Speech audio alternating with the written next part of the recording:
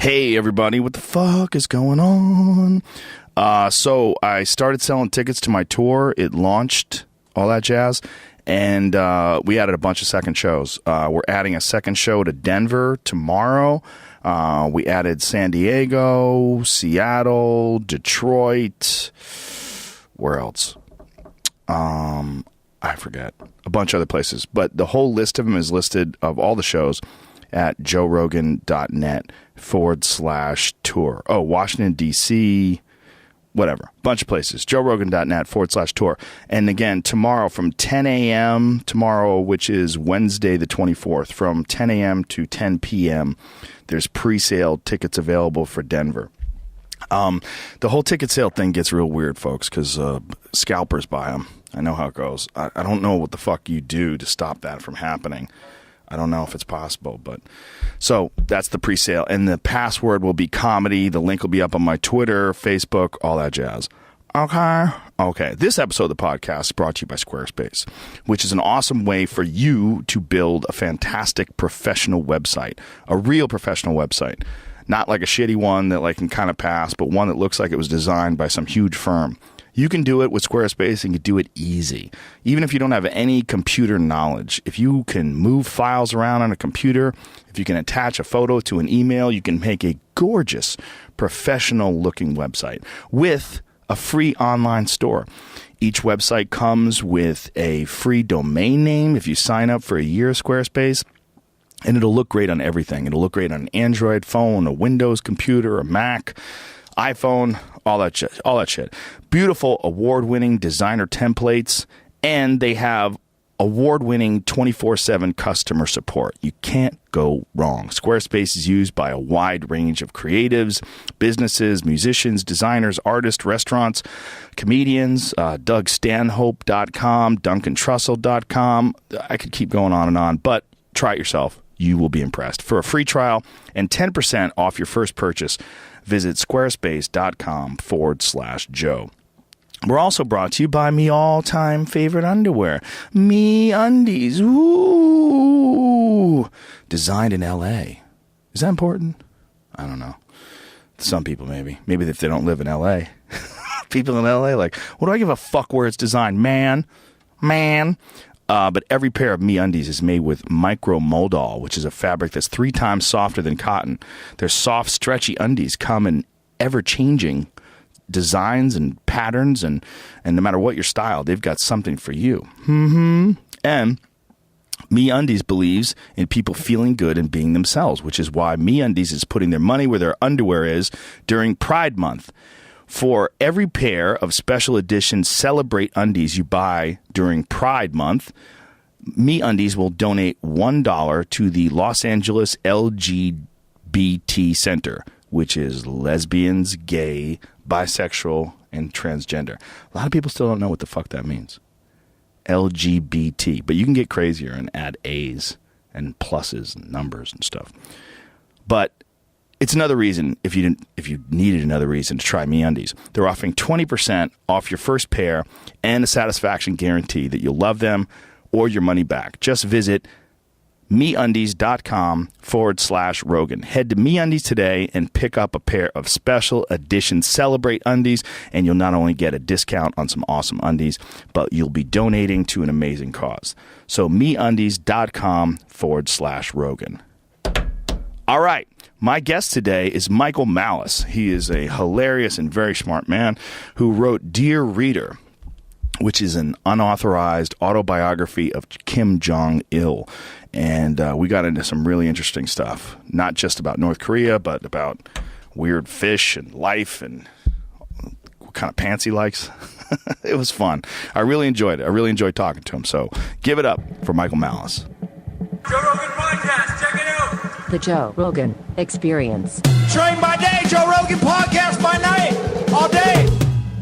Hey, everybody. What's up, man? What's How you doing? going on? Thanks for doing this. I appreciate it. Oh, it's an honor. Man, there's so many people that I really enjoy and respect have been contacting me about having you on. So when they found out that I was having you on, Michael Malice, everybody. Michael Malice, ladies and gentlemen. And when they were, when I was saying that you were going to be on, or people heard about it, they got super pumped. So That's very, very flattering. yeah, and Dave Smith, who I love very much. Great friend of mine. Yeah, he's a great guy. He was super psyched. Oh, yeah. So welcome, sir. Thank you, Mr. Rogan. It's a good time for you to be here, too, man. It seems like we might be going to war with North Korea. So your book, Dear Reader.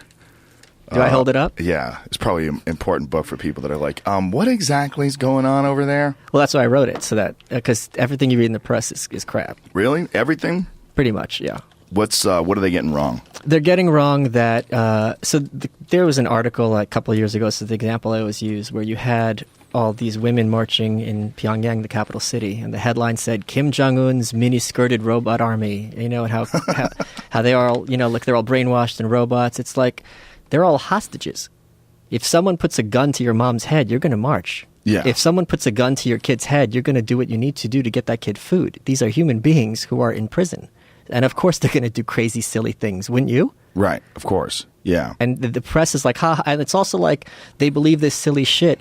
You go to school and you're taught something, and if you don't believe it, you go to a labor camp, you're going to smile and fucking nod. Of course. What do you? But it's not, of course. You read the articles, and it's just like, look what these stupid people believe. It's like, yeah, no, you look what these hostages believe. Yeah, that's a better way of putting it for sure. Do you really think, though, that people aren't aware of that? Or some people aren't aware of it? Of what? Of what a dictatorship it is, a military dictatorship, essentially. I have it down to 45 seconds when I did an interview with an NPR affiliate, and the woman said, well, Kim Jong-il's a very campy figure. And I said, well, that's... Il or Un? Il. That's the one I wrote the book about, the dad.